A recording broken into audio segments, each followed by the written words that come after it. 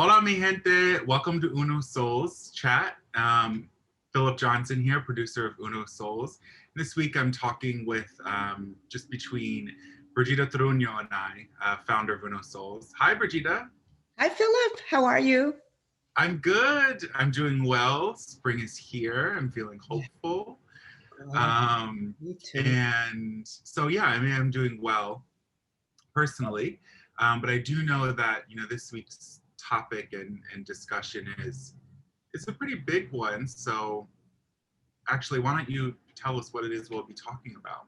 Sure.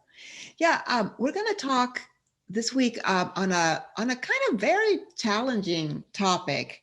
It's kind of brave of us to broach it, but it's on suffering.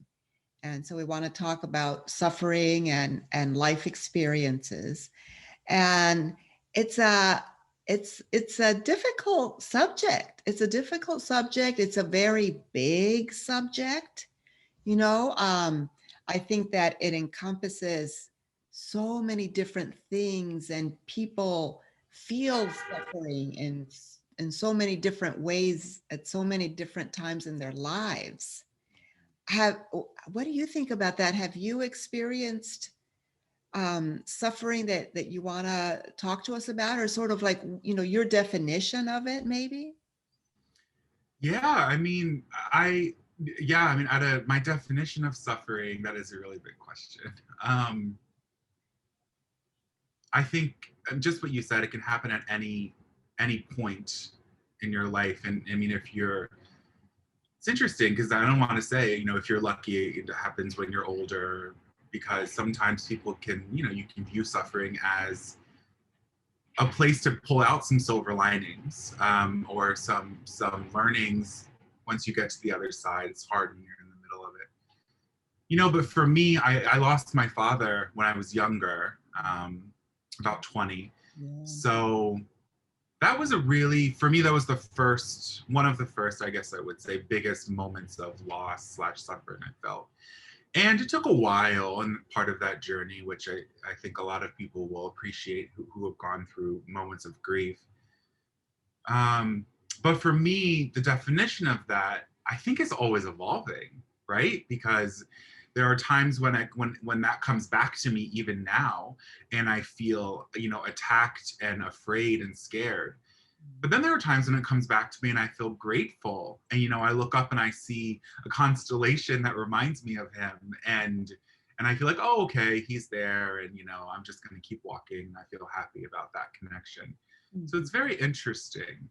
So, Yeah, I'm so sorry for your loss. That's a very big thing to carry, and I think that you you've handled it well. I think, because I think that they say there's sort of a way, right, to handle suffering, and it's sort of the Buddhist perspective, but it can be from any sort of walk of life or any sort of religion or spirituality, really, I want to say. The whole idea is to acknowledge the suffering, right? To acknowledge, okay, this is what has happened. This someone has passed away that was so special to me. So to acknowledge it, and then to recognize it, to really say, wow, it happened, and this is what I'm feeling. I'm feeling sadness and despair, perhaps, whatever the person is feeling. And maybe you even put your hand to where you feel that emotion. Maybe it's your heart or the gut, and and then from there you say, you welcome it, you acknowledge it, you say thank you, thank you, sadness, for being here, just to let it know that it doesn't have to run away and be scared, which means we don't have to run away and be scared. To be able to sit with that, it makes a big difference. Now, is that an easy process? No, it's not. It's a very challenging process, and there's some wonderful people that have written about suffering. Lots of different authors, from Pema Chödrön to the Dalai Lama, And there's a quote by Khalil Gibran who says, "Out of suffering have emerged the strongest souls. The most massive characters are seared with scars." And, I just really understand that because we don't go through life on our life's journey without experiencing some sort of suffering that will cause a scar in us.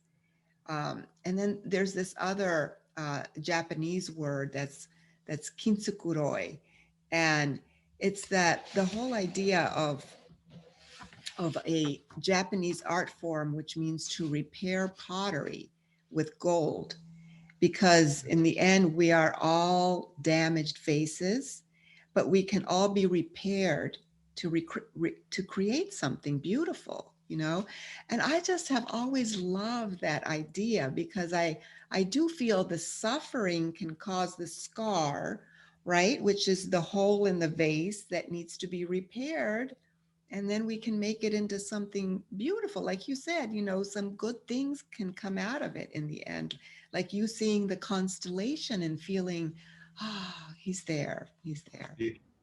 I think that's so beautiful. And I think, what that reminds me of is that we can't choose what happens to us every day, Yeah. right? And what happens in our lives. I know we talk about this a good amount, but what we can decide on is how we react to it. And I think when you go through those moments of suffering, you're right, it's very hard. It's not easy to be kind and welcome that pain in. It's very easy to shut it out for a while, and that's okay. Everyone has their own time frame, path, journey. But once you do get to that point, you can then decide how you want to react, how you want to fill in that scar, what beauty do you want to put in that place. I've seen some of those vases actually in Tokyo, Oh, and it's gorgeous. The idea, the representation, and then to take that and internalize it, you have that power to realize, I'm going to turn this into something beautiful, and you can make that whatever you want it to be. And I think that's a gift that comes from suffering. yeah, that's right. That's right, Philip. And that's amazing that you've seen one. I've only seen pictures of them. Um, but maybe we can make one. I guess we'd have to break the vase and then repair it. but but yeah, so there's the idea that the Buddhist teachings also say that this very moment, this moment right now, is the perfect teacher, and it's always with us, right? This moment is always with us, and so that we should just observe what's going on, what we're feeling, what is the suffering in this moment, and that right there is the teaching. That's what's teaching us to, that the taking in of the sadness or the anger or the confusion. um and it's also that we can be with what's happening in that moment and not disassociate from it, right? To not sort of block it out of us and think, to not go to joy without first having felt the emotion of that pain. But I can say that, but I'll be the first to tell you that I'm not good at doing it. I mean, I think that like these last few months have been so challenging for me in so many ways and for a lot of different reasons. But, and I was aware of the suffering that I was putting myself through, and I could see it and I could stop to feel it. But then you have two choices from there, right? You can either go, like, your ego will take over, and then it gets really messy and yucky. or that your internal awareness takes over, and it can be a smooth process because emotions are impermanent, right? But I was just attaching to that emotion, my ego just went, no, we're going to stay in this yucky place. I'm laughing now, but it's a challenging process, you know, it's a challenging process. It is a really challenging process. I think it's because, not that I know why, but I think it might, there are some reasons that come to mind that, you know, it's easier to fall into that pattern, because it feels a little bit more familiar. You know, it's like for some reason we feel like pain and suffering feels more familiar. And I don't know what I really mean by that, except that that's what it feels to me. And, you know, to try to find the silver lining, or to try to find what's my teacher saying to me in this moment, that feels more foreign and feels more unfamiliar, more, I don't know how to always do that right away, just like you just said. And, you know, I guess that's the point that I wanted to make, you know, is that it's hard to see in the moment, and it's easier to then feel guilty about it later on, like, why did I do that for so long? Why didn't I just take a step back? And I think, you know, don't judge yourself so harshly, because again, it's, you know, your own timeline. And when the moment comes, that'll be the right moment. You know, maybe you weren't ready and those months ago, and now you are. And, you know, take that for what it is, and take that step and follow that part of it to bring you to what that learning was. And yeah, I think it's all a part of the process. Exactly. So well said, Philip. Yeah, definitely. Yeah. Um, the other thing that I thought in terms of suffering is it's kind of like looking at it from the point of view of what can we do to to work through the suffering, you know, like what are things we can do. And so several things come to my mind, and you know, the first thing I think of is to be gentle with myself, which is something, you know, kind of newish to me, the concept of being gentle with myself. And you know, that could, within that category, there's lots of things, whatever that means to you, you know, taking a warm Epsom salt bath, or going for a nice walk in nature, you know, so they're all different things, whatever feels gentle to each individual person. And then the other thing for me is the practicing loving kindness, which is a kind of meditation, the metta meditation. May I be happy. May I be peaceful. May you be happy. And I do that every day. I've done it every day for like 5 years, ever since I went to a retreat at the Insight Meditation Society in Barre, Massachusetts. And and then the other thing is practicing self-compassion. That's another one that's a tough one, you know, and because I think that we're not necessarily taught that as kids, you know, to be compassionate for ourselves. And it is a practice like meditation, with something that you just work on a little at a time. Um, and also the compassion that you give to others, right? So I've been taking this class through the Imagine Wellbeing platform, Mm. and they have every 2 weeks they've been doing a self-compassion course that is by John Kabat-Zinn, Mm. and he's through the University of Massachusetts, and has written a number of books, done a lot of research on self-compassion, and he does the course that's called mindfulness-based stress reduction, which is really based around self-compassion.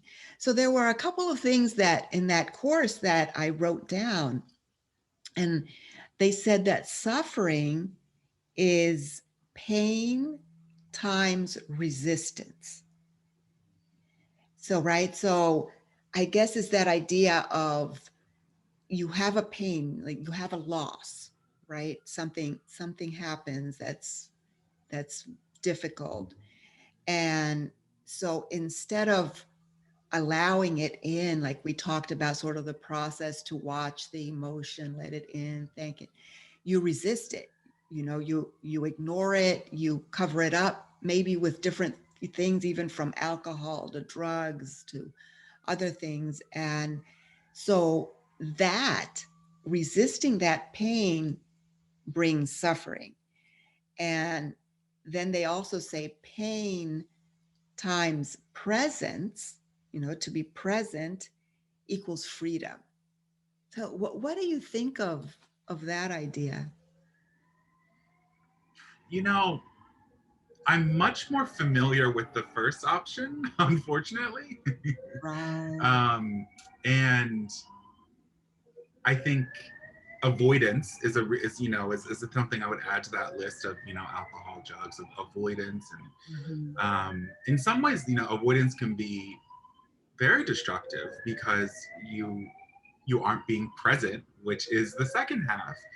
And so I think ideally you'd be able to skip that first part, but in my experience, you know, at least to start, they sort of like they're sort of like part of each other, right? You have to get through the one to get to the other. And Mhm. I don't think there's not a cure-all or a formula that works, but I do think that both of those concepts that you just talked about are both so important to be aware of and to know how your own self reacts in those situations. Because for me, that's one of the biggest learnings that I had from my suffering teacher, is that it equips you with abilities the next time something comes to you that causes you to feel something in that way. And in that sense, you're more equipped to deal with it, and for your own self, and then maybe even in that moment, for people around you who might need your support and might need to lean on you because you've gone through something like that. Right. And I think that sense of community is really important. I think it's a very, very good point, Philip, because I feel like, you are a very, very good teacher and guide. You're very good at listening. You're very good at then giving really good advice, like right on point, where you it's just very, very wise, very Thank you. wise. And it just, I know for me personally, when I might tell you of something that's happening, I just feel like you really get it, and that you are able to give on point advice that is not necessarily just coddling and just wanting me to feel better and saying something that's not necessarily what's happening, but you're very much like, this is what's happening, very real about it. And yet, this is what you did right, and maybe this you can improve on. Because I think that that's really important, like you said, with friends and family and community, that we can be honest with each other, so that we can keep growing. I completely agree. Thank you for saying that. I But yeah, appreciate and those thank kind you for words. being you. Thank you. I do think that it's easy to fall into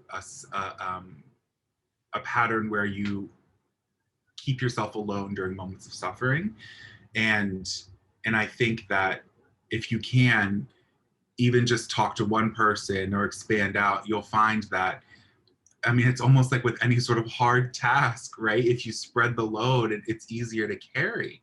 Mhm. So I think that your tips about, in the beginning, that the three that you listed are very important. But I also believe that, once you're able to pay attention to yourself, you know, it's great to bring in your sense of community around you to also have them do that for you, and also for you to be able to do that for them. You never know who's looking towards you or at you, who might be pulling some inspiration. That's right. That's very true. Yeah. Yeah. Um, I was trying to think of different examples, right, of suffering that I've gone through. And I also think that there are different levels of suffering. Like we talked about at the very beginning, it could be going to the grocery store and they're out of my favorite goat milk yogurt. And so, so that might make me sad or suffer a little bit. But, I can feel like maybe it's like, why haven't they stocked it up, or what's happening with the goats?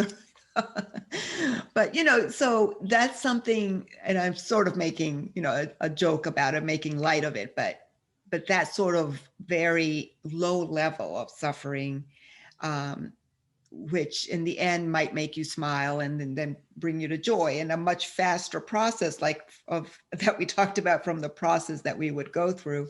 Mm.